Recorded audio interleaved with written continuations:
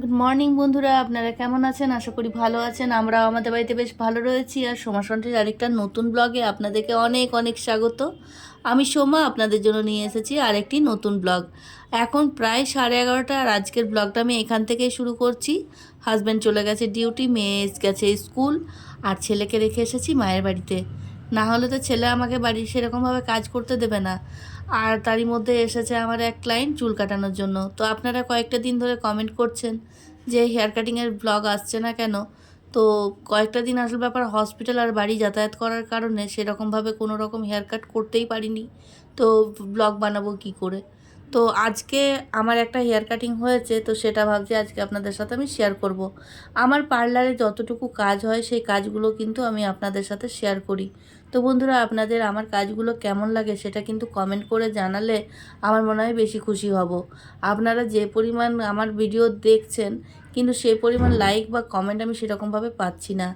আপনারা আমার সাথে যুক্তও হচ্ছেন, কিন্তু সেরকমভাবে আমাকে ভালোবাসা দিচ্ছেন না মনে হচ্ছে।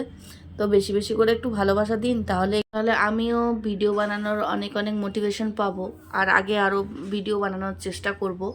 তো আপনারা কে কোত্থেকে দেখছেন সেটাও কিন্তু কমেন্ট করে জানাতে ভুলবেন না। আমিও দেখি আমার ভিডিওগুলো কত দূর পর্যন্ত মানুষ দেখে। তো বন্ধুরা, আজকে আমি যে কাটিংটা করব সেটা হচ্ছে একটু লেয়ারও থাকবে আর একটু ডিপিও থাকবে। আর কি ও চাইছে যে চুলের মধ্যে যেন একটা স্টেপ ভাব থাকে, আর চুলটা কিন্তু লেয়ারও যেন থাকে। তো সেটা দুটো মিক্স করে আজকে কাটিংটা করব। তো আগে ভালো করে চুলটাকে ঝেড়ে নিতে হবে, কারণ চুলের মধ্যে কোনো রকমভাবে জোর পাকালো যদি থেকে যায়, সেটা চুলটা কাটিং করার সময় খুব সমস্যায় পড়তে হয়। তার কারণে ভালো করে জটটা ছাড়িয়ে নিতে হবে। আর ভালো করে জটটা না ছাড়ালে অনেক সময় কি হয়, চুলটা কাটিং হওয়ার পর চুলটা যখন ছাড়ানো হয় তারপরে যদি লম্বা চুল থেকে যায় সেটাও দেখতে খারাপ লাগবে। তার কারণে চুল কাটার আগে ভালো করে চুলটাকে ব্রাশ করে ঝেড়ে নিতে হবে। না হলে কোনো রকমভাবে জট থাকলে সমস্যায় পড়তে হবে পরে, কারণ প্রথম থেকে আবার কাটিংটাকে ফিনিশিং দিতে হবে। তো দেখতেই পাচ্ছেন আমি বারবার করে একটা চিরুনি দিয়ে কীরকমভাবে ঝেড়ে নিচ্ছি। আর এবার আমি এটা চুলটা না আজকে সেকশন করে কাটবো না, চুলটা দুভাগে ভাগ করেই কাটবো। কারণ চুলটা যখন আমি দেখলাম খুবই পাতলা আর খুবই রাফ হেয়ারটা। তো এই হেয়ারটার ট্রিটমেন্ট আমার কাছে আছে, কিন্তু উনি করাবেন না, তার জন্য আর সেরকমভাবে কোনো কিছু বললাম না। তো প্রথমে আমি একটা গাইডলাইন নিয়ে নিচ্ছি। গাইডলাইনটা নিয়ে নিলে কি হবে, চুলটা একদম ছোট হয়ে যাবে না সামনে থেকে। তো আমি দেখলাম ওর কিন্তু সাইডে একটু চুল কাটা ছিল, তো সেটাই আমি গাইডলাইন নিয়ে নিয়েছি। ওকে জিজ্ঞাসা করে নিলাম যে তুমি কতটা চুল কাটবে, তো আমাকে গাইডলাইন বললো হ্যাঁ ওটাই থাকবে, তার বেশি করবেন না। তো ঠিক আছে, এবার আমি বাকি চুলটা এক ভাগে নিয়ে পরে এবার দেখতে পাচ্ছেন আমি হাতটাকে সামনে নিয়ে গিয়ে একটু তেড়ছা করে, আর যেটা সামনের চুলটা ছিল সেই সামনের চুলটার সাথে পেছনের গাইডলাইনের সাথে মিক্স করে দেবো। তো চুলটা যেহেতু খুব একটা ছোট করতে চাইছে না, তার কারণে সেরকমভাবে আমাকে হেয়ার কাটটা দিতে হবে। তো আমার কাছে যারাই আসেন তারাই কিন্তু খুব একটা চুলগুলো ছোট করতে চান না। তো অনেকেই চেয়েছেন, ভিডিও দেখেছি যে লং টু শর্ট হেয়ার, কিন্তু এখনকার দিনে লং টু শর্ট হেয়ার করতে খুব একটা মানুষ চায় না। আর আমি শুধুমাত্র একটা ভিডিও বানানোর জন্য কারো লং হেয়ারকে একদম শর্ট করে দেবো সেটাও সম্ভব না। কারণ আমার কাছে আমি যে ভিডিওগুলো দিই সেগুলো আমার কাছে যারা ক্লায়েন্ট আসেন তাদের কাছে আমি পারমিশন নিয়ে নিই যে আপনাদের কাটিংয়ের ভিডিও কি আমি আপলোড করতে পারি। তো উনি যখন আমাকে সহমতি দেন যে হ্যাঁ ভিডিওটা আপলোড করতে পারেন, তখন কিন্তু আমি ভিডিওটা দিই। তো বুঝতেই পারছেন ক্লায়েন্টরা কিন্তু খুব একটা লং হেয়ার থেকে শর্ট হেয়ার করতে চায় না, কারণ এখন পুরো ট্রেন্ডিংয়েই আছে যে সবাই কিন্তু লম্বা চুলটা বেশি রাখছে, আর এটাই এখনকার ফ্যাশন হয়ে গেছে। তাই long hair to short hair করতে গেলে তাহলে বাড়ির কাউকে আমাকে বসাতে হবে, কিন্তু আমার বাড়িতেও সেরকমভাবে লং হেয়ার থেকে শর্ট হেয়ার করতে চায় না। ইভেন কেউ সেরকমভাবে চায় না। আমার মেয়েকেও যদি বলি যে লং হেয়ারটা কেটে একটু শর্ট করে নাও, আমার মেয়েও কিন্তু চুলটা কাটতে চায় না। একবার জানেন তো কি হয়েছে, আমার মেয়ে ছোট ছিল, আর আমার মেয়ের চুল রাখার ছোট থেকে খুবই শখ। তো আমার মেয়েকে বললাম যে চলো তোমার চুলটা কেটে দেবো। তো আমার হাজব্যান্ডও রাজি হয়ে গেল, বললো হ্যাঁ অনেকটা লম্বা হয়ে গেছে চুলটা, তাহলে যাও তুমি ওর চুলটা কেটে দাও। তো আমিও একদিন বসে নিয়ে আর ওর চুলটাকে বেশ ভালো করে কেটে নিলাম। কেটে নেওয়ার পর একটু ছোট হয়ে গেছে, বাচ্চা মানুষ ছোট চুল থাকবে এটাই স্বাভাবিক। কিন্তু না, আমার মেয়ে যেই আয়নার মধ্যে নিজের মুখ দেখেছে, ও তো একদমই পছন্দ করেনি, বলছে আমার চুলটা এত ছোট করে দিয়েছো। মানে একটা বেলা সারাদিন ও একদম পালঙের তলায় ঢুকে আর কোনো মতেই বার হতে চায়নি।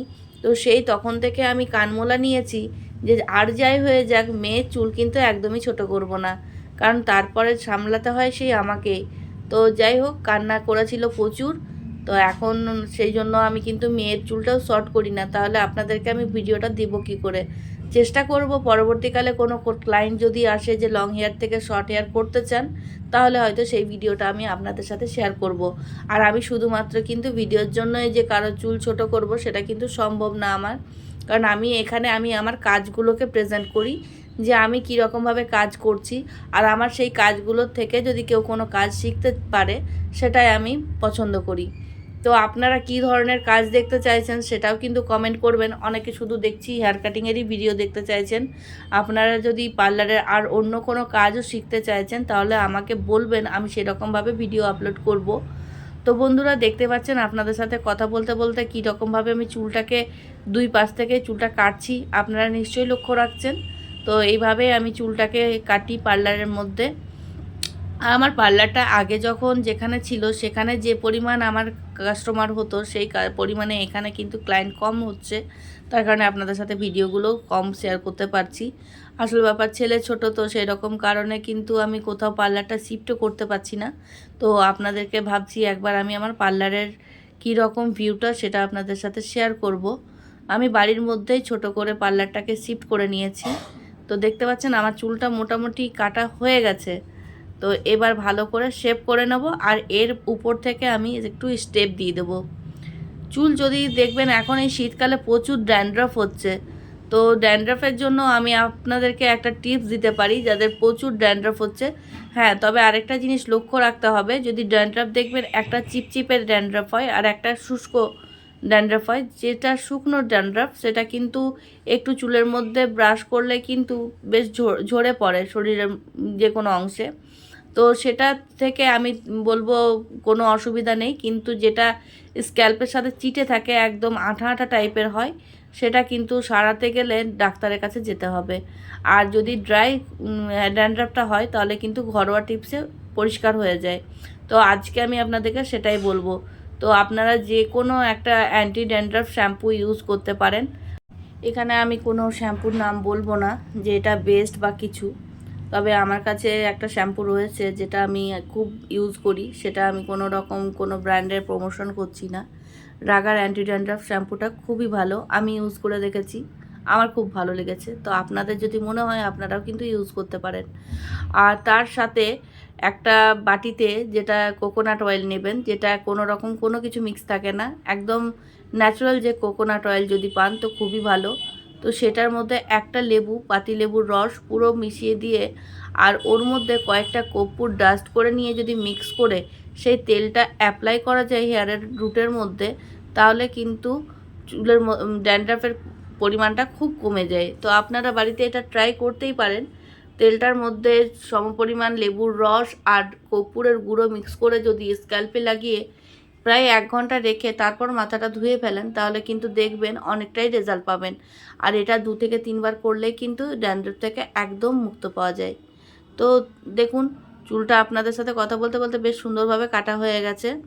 তো এই চুলটা কাটা তো হয়েছে, এরপরে দেখব ভালো করে আঁচড়ে নিয়ে যে কোথায় কোথায় ছোট বড় রয়েছে।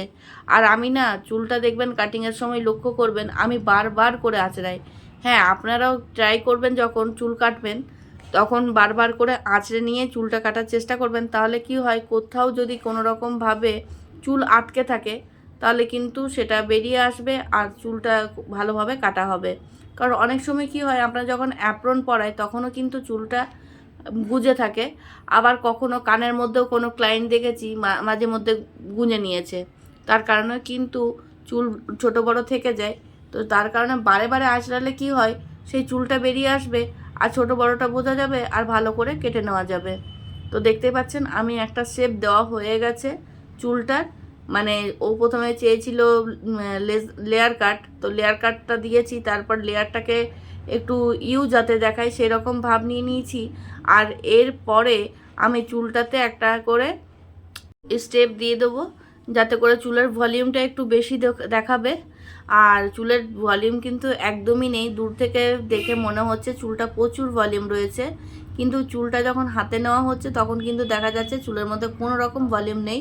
তো ভলিউম ক্রিয়েট করতে গেলে আমাকে কিন্তু ভালো করে একটু স্টেপ দিতে হবে। আপনারাও যদি স্টেপ কাটেন আর সাথে যদি একটু করে জিগজ্যাগ দিয়ে দেন, দেখবেন দেখতে বেশ সুন্দর লাগছে। তো আমার যেহেতু চুলটা কাটা হয়ে গেছে, তো আমি এরপর সমস্ত চুলটাকে একেবারে উঠিয়ে নিয়ে পরে তারপর জিগজ্যাগ দিয়ে দেবো একটু। কারণ জিগজ্যাগটা দিলে কি হয়, তাহলে কিন্তু একদম খুব সুন্দরভাবে স্টেপটা বোঝা যায়। তো আমার ক্যামেরা ধরার সেরকম কেউ ছিল না বলে বোঝাতে অসুবিধা হচ্ছে হয়তো একটু। পরবর্তীকালে দেখবো, এগুলো খেয়াল রাখার চেষ্টা করব।